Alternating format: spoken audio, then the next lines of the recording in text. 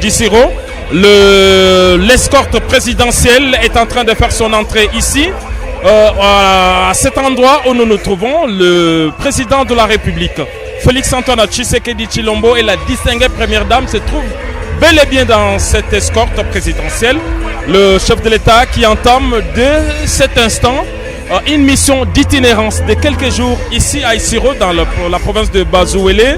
Son programme prévoit une participation à cet événement religieux prévu le lundi 2 décembre à l'esplanade de Anouarité. Voilà la Jeep présidentielle qui conduit les chefs de l'État et la distinguée première dame.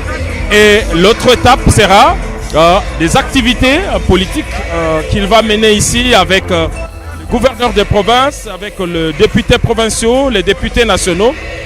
On a vu la présence même du gouverneur, des gouverneurs des autres provinces issues de la Grande Orientale. J'ai reconnu le gouverneur de la Chopo qui est ici, le gouverneur du Bazouélé qui lui est en train d'attendre le président demain dans sa province. Beaucoup de députés nationaux et provinciaux. Voilà, le président de la République vient d'arriver ici, place de la Poste. Il est à notre montre exactement 17h38. Alors, il faut préciser que l'heure locale, justement, parce que nous n'avons pas le même fuseau horaire. Dans la partie ouest de la République, il est 16h38. Donc, vous savez, à Kinshasa, effectivement, pour ceux qui ne sont pas Kinshasa, dans le Kwilu et dans le Congo central, voilà. Il est non pas 17h38, mais 16h38. Le président de la République décontracté est en train de sourire, accompagné de la distinguée première dame, est en train de faire les tours d'honneur. Il est arrivé ici où l'attendait cette population depuis les premières heures de la journée. Le chef de l'État est ici. Le couple présidentiel va monter les marches qui les amènent vers cette tribune où on a aménagé que deux places pour le président de la République et la distinguée première dame. Regardez ces sourires du président de la République et la distinguée première dame qui tiennent à passer quelques jours ici avec cette population. Nous rappelons que le chef de l'État revient de 4 jours de mission dans le Tanganyika. C'était dans la ville de Kalemi où il a eu beaucoup d'activités, notamment le conseil des ministres et surtout la réunion du gouverneur, la 11e de la série. Il s'est retrouvé pour la toute première fois avec le tout nouveau gouverneur élu dans le cadre du processus électoral de 2023. Ils ont reçu des directives sur ce qu'il attend d'eux et sa vision pour les 5 années à venir. Aujourd'hui, le président de la République entame une autre étape. Il a tenu sa promesse. En l'espace de quelques mois, il a parcouru plusieurs provinces et il va le faire. Issiro ne sera pas la dernière étape, le Haut-Ouélé ne sera pas la dernière province parce qu'il sera dans le Bazouélé, il sera également dans l'espace Grand Kassai. Il a d'ailleurs décidé de passer le réveillon avec cette population, ses compatriotes de cette partie du pays. Regardez le président de la République qui garde tout son sourire.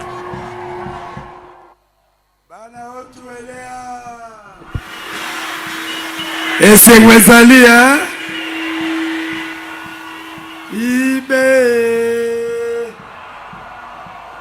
Kabae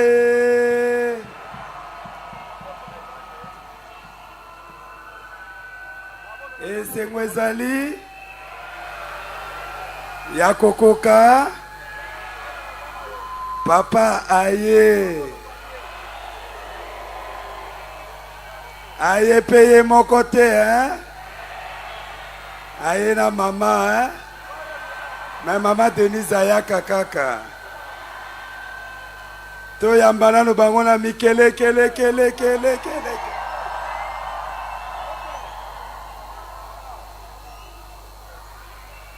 Nakanisi ndenge tolobaki papa akoya depuis élection elekaki na Haut-Ouélé toponaki e makasi pe alakaki biso que après élection akozonga awa akozonga pe misala ekobanda biso moko tomoni ndenge misala ebandi ezala ya goudron hôpital général, centrale photovoltaïque na Beseko à 9 MW na banzela.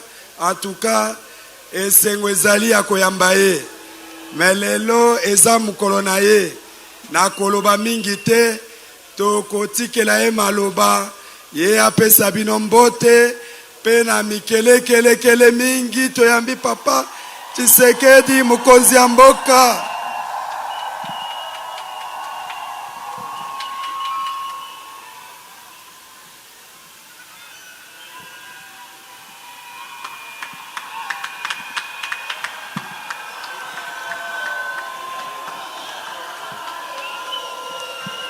Bana Isiro mbote, bana Otuele mbote, bozali malamu.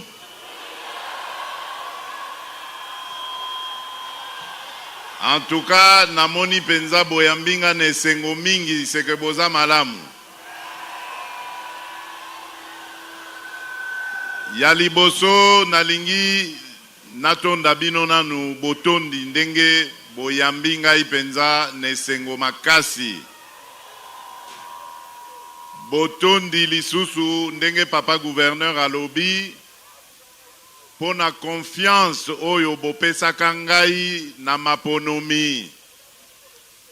Nalakaki bino nalobi soki bobimisinga président mbala mibale na kozonga awa na Isiro kovanda na bino. Mbala o elekaki toyaki na mbangu po tozaki na campagne esengelaki tokende na bamboka misusu membalo na ye penza po tolala na bino awa.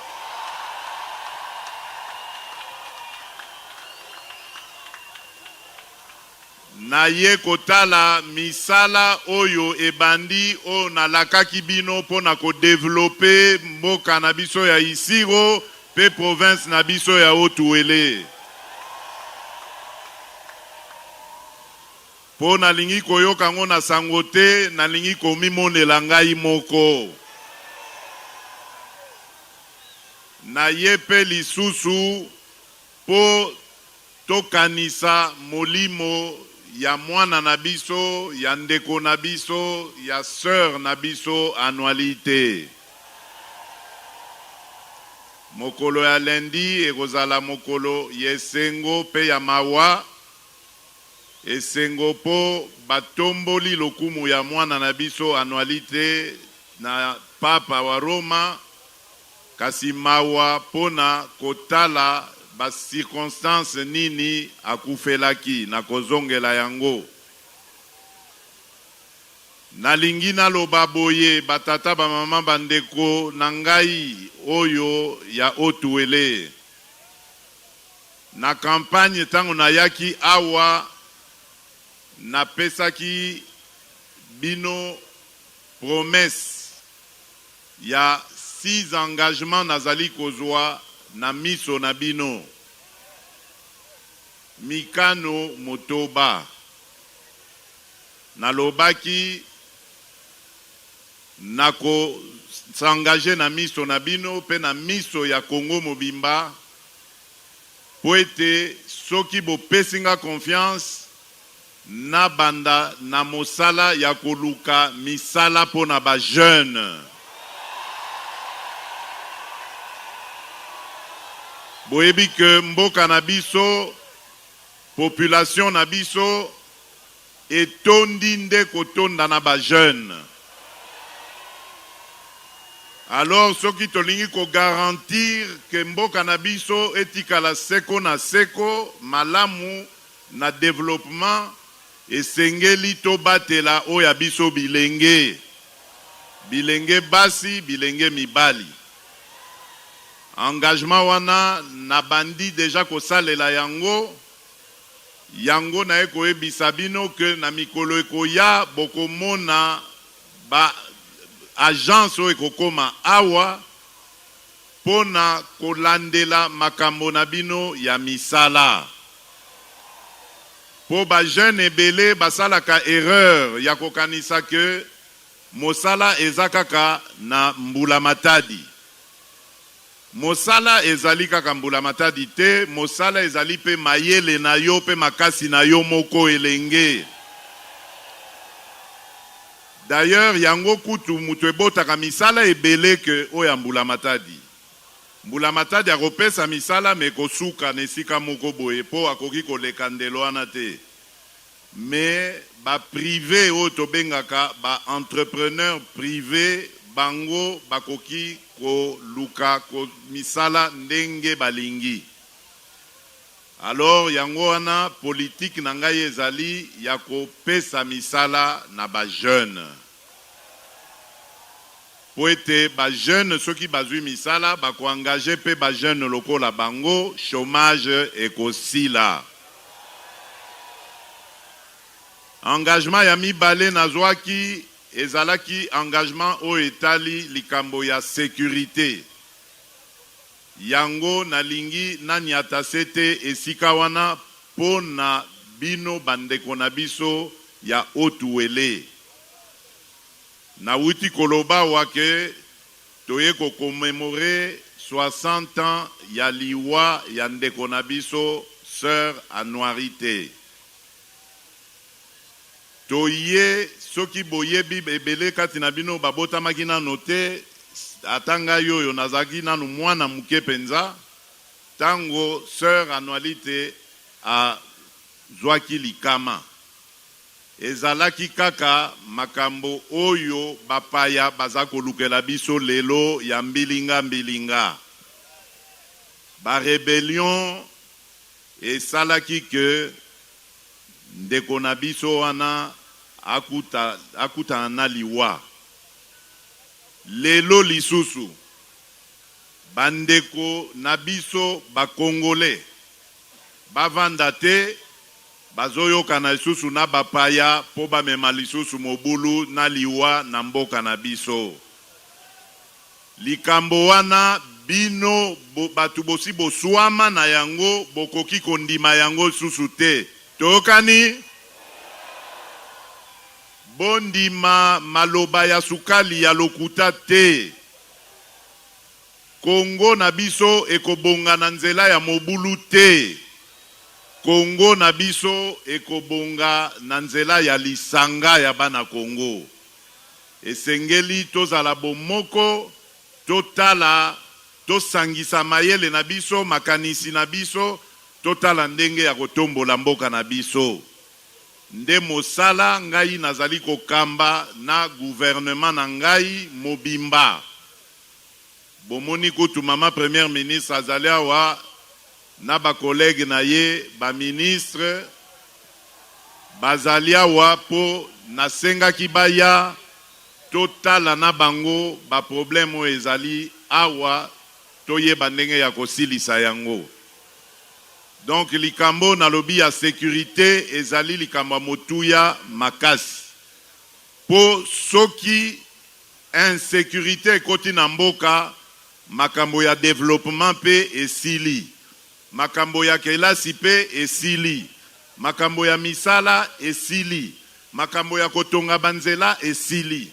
Bokoki kolinga te moto ayana bapaya awa po akotisa mobulu.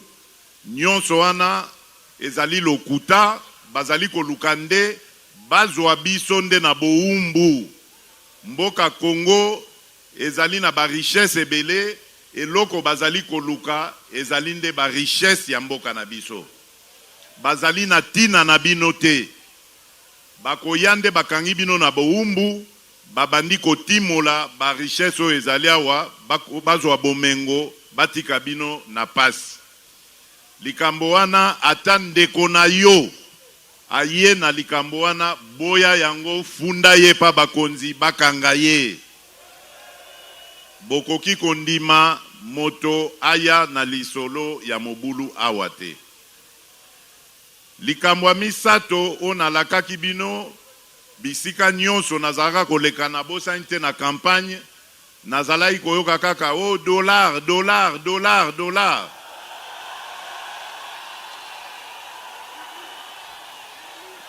nalakaki bino na obi tokokanisa pe kosala makasi na esika wana po dollar ezali mboka na eza mbongo na biso te, dollar eza mbongo ya bato ya ba-américain. Biso toza na mbongo na biso komo nango franc congolais. Esengeli topesa yango valeur pe makasi tokobongisa bavi na biso ya mokolo nyonso. Yango wana natie makanisi nanga mingi na mosala oyo ya bilanga. Po bilanga ekosalisa biso po tozwa bilei na biso oyo tolingaka kolia awa na Congo. Likambo oyo ezali kopesa pasi na franc congolais ezali po bato nyonso bazali kobongola yango na dollar po ete basombaka biloko oyo biso moko tokoki kolona awa na Congo bazosomba ngo libanda. Yango ezali kosilisa valeur ya mbongo na biso, ezali komatisa kaka talo ya dollar. Yango wana na nzela oyo ya bilanga esengeli tosilisa pasi na biso ya kolukaka biloko libanda na mboka bapaya. C'est pourquoi banzela esengeli esalema. Tozali kotonga banzela po bandeko na biso nyonso baloni oyo bazali bisika ya mosika batala ndenge nini bakoki kokomisa biloko na bango na bacentre, biloko na bango ezala pe na talo ya moke oyo bato bakoki kosomba yango mikolo nyonso. Nde yango nazwaki engagement pe to bandi misala wana ya koluka kokitisa talo ya biloko ya kolia. Soki tokitisi talo na banzi kote wana tokozala lisusu na problème mingi te. Yango wana pe ekopesa 4e engagement na ngai likambo oyo ya bilanga. 4e engagement na ngai oyo ezaki babengi na lopoto diversification économique. C'est-à-dire tolongwa kaka na nzela na biso ya kolukaka ba minéraux ya ko faire dépendre mboka na biso na ba minéraux. Mboka na biso Congo tozali na makambo ebele misusu na lakisi bino likambo ya bilanga, mais tozana ba domaine misusu tokoki ko développer ekoki ko pesa bwanya na mboka au lieu ya kozala kaka kokanga makaka na likambo ya minéraux. Minéraux un jour nzambe ndenga pesi biso grâce ya ko pesa biso yango, un jour minéraux wana ekosila na se ya mabele. Soki tozana mayele ya ko développer ba secteur misusu te lokwa na lakisi bino ya bilanga. Lokola bino ba jeune lelo bozali intéressé na numérique. Na nzela ya numérique wana ba service ebele koki ko botama oyo e koki ko bongisa ba vie na bino. Lelo tozana loi ya numérique, tozana programme mobimba pona ko développer mboka na biso na likambo etali numérique. Bokomona que toko diversifier économie na biso, toko bandakaka ko dépendre na sous-sol na biso te. Pour un jour ndenge na lobby bwanya wezali na sous-sol wana ekosila. Alors likambo ya mitano engagement nazwaki ezalaki ya Congolais nyonso azala na accès na o tobengi service de base. Tobandi déjà na likambo ya éducation. École primaire oyo ya officiel ekomi ofele na niveau primaire. Tolingi ata moboti moko te afuta mbongo pona mwana ne akende kotanga kelasi. Soki ozali na école officielle kondima kofuta ata frais moko te pona komema mwana na kelasi. Mwana esengeli atanga ofele leta ye moko mutu azali kosomba makambo nyonso wana. Tozali kosala makasi po ete tolongwa na niveau primaire tokoma pe na niveau que secondaire ekoma pe ofele. Bana ya secondaire tia kozwa examen na ye d'etat batanga pamba ofele. Wana tozali ko bundana nazali na elikia te na gouvernement tozali na yango tokokokisa mokano wana. Soki penzamba salisi makoki emonani ti na université bana ya bakongole bakotanga kaka ofele. Likambo mususu ezali ya accès ya ofele pe na ba soins ya santé. Service de base, tozali na santé, tozali na éducation, tozali na électricité, tozali na mai, nyonso wana esengeli ekoma pete pona congolais.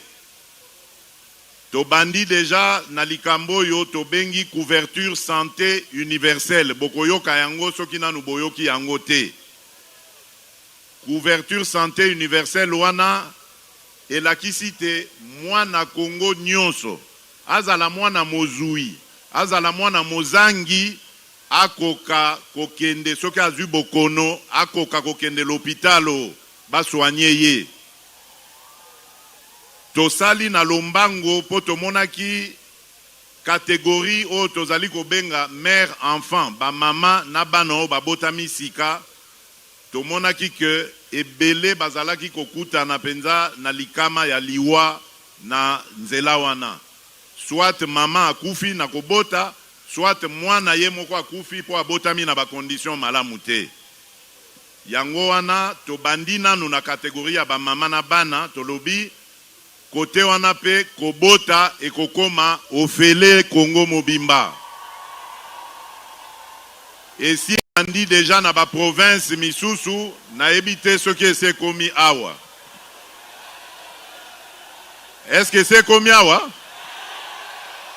Voilà, lokola nano comité nazali koloba mama première ministre azali awa akobenda ministre a santé Matoi asa na lombango bana otu elepe bazwa accouchement gratuit. Na lobi na bino likambo mai, na lobi na bino likambo courant. Kuna pe nanzelana soki bolandi bokomona ke tozali na agence o tobengi Anser, agence o ezali kopesaka courant na ba village na biso nyonso. Po na ba centre o ya minene, ba ville, wana tokozala na politique mususu, oyo ya kotonga ba barrage, to ba centrale, oyo o ba bengi na lopoto photovoltaïque, c'est-à-dire ba panneau solaire. Mais pour na ba village tozali na politique ya kokendaka nango malembe malembe. Boyebi ke Congo ezali mboka monene, ezali koluka tosala penza mosala ndenge longo bami, mosala ebele, mosala monene po to sepelisa bana ya Congo nyonso. Yango wana nazali kosenga bino patience, mais nazali pe kosenga bino mosala bosala pe botala kabiso te lokola bozotala spectacle, mais mwana Congo pe tia maboko nesika omoni ke mayele na yo ezali nécessaire, tia yango esika na tia maboko na yo po ete misala ya mboka ekende liboso. Engagement ya suka nazwaki na miso na bino ezalaki ya administration na biso. Administration boyeba ke ezali likambo moko très important po ete administration moto ezali ko permettre biso to salaka ba plan, to salaka ba programme oyo ya ko développer mboka na biso. Mais soki botali bokomona ke ba administration na biso ata bozali na centre, ata bozali bokei na mosika na kati ya mboka, bokomona ke nyonso ezali ya kokufa. Yango na cadre ya programme on a lancé qui y a 145 territoires, ba territoire na biso nyonso ya Congo, esengeli totia siège ya administration, simana yango topesa yango makoki po ba administrateur na biso bayeba ndenge ya kosala misala ya kotombola mboka. fonction publique na biso ndenge moko. Ministre na biso a fonction publique azui déjà instruction a bandi misala bomoni ndenge administration na biso ezokende ezokoba ezokende kaka liboso ezotelema te. Lelo bato yo bazali kozwa pension bakoki kokende na pension na bango na kimia po bayebi ke l'État ayebi bango. Lelo administration na biso ezali lisusu na moto ya lokuta te oyo babengaka ba fonctionnaire fictif. Lelo liste ezali oyo na fonctionnaire nyonso ya administration aluki kombo na ye akomona yango na numero na ye ya matricule. Tozali kokotisa ordre na administration po toyeba nombre ya ba fonctionnaire tozali na yango pe toyeba ndenge ya ko accompagner bango. Ndenge pe tokosilisa ba problème o ezali na enseignement, ndenge tokosilisa ba problème o ezali na armée, ndenge tokosilisa ba problème ezali na police po mbongo ebele ezali kokende pamba po tozali na ba policier ya lokuta, ba militaire ya lokuta, ba enseignant ya lokuta. Sikoyo bandeko na biso oyo ya mapinga ya solo bazali kozwa makoki ya malamu te po mbongo na bango bazali koyiba yango na lokuta. Nyonso wana yango tolobi tozozongisa penza ordre totala ndenge ya kokumba yango malamu. Alors tozali koloba likambo ya administration na moni ba chef coutumier na biso awa bazali ebele. D'abord na tondi bino botondi ndenge boye ebele koyamba ngai pe nazali na esengo ya koyebisa bino que ministre na biso ya intérieur, vice-premier ministre, ministre intérieur a signé likambo oyo arrêté etali likambo na bino. Sikoyo nandimi lisusu teke awa na otuwele mbilinga ekozala lisusu na makambo ya ba chef coutumier. Lokola sikoyo toyebi bino malamu bokomona ndenge sikoyo tokobanda kolandela makambo na bino malamu. Bokozwa pe lifuta ya malonga bakotia bino nesika o esengeli ezala ya bino. Yango wana tokosenga na bino pe bosalela mboka. Bosalela mboka bandeko nanga ba chef. Po bino bozali ba représentant na ngai na bamboka pe ba groupement oyo bozali na yango. Nazali kozela beaucoup de bonnes choses et pas na bino. Bo surveiller mboka, bo batela yango. Bo batela ba jeune na biso balanda nzela ya bobungi te. Boza na bango pene. Voilà likambo o nazalaki makambo nazaki nango na mokuse. Bolobi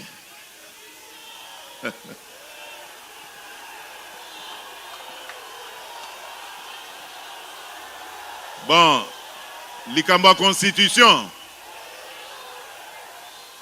Nabanzi likambo constitution. Likambo ya constitution nasi na lobaki na Kisangani nabandi boyoka kingai. Nalingi ata moto moko te apekisa bana ya Congo bakanisa likambo oyo ya mboka na bango. Likambo oyo balingi basala na banguna ezali kopekisa biso totala likambo ya constitution oyo ya biso. Constitution wana ndenge na lobaki na bino ezalaki mayele ya bapaya baye kotia na kati ya ba loi na biso po Congo etikala kaka fragile. Alors nga na lobaki likambo na lobaki na Kisangani pe na ko changer yango te.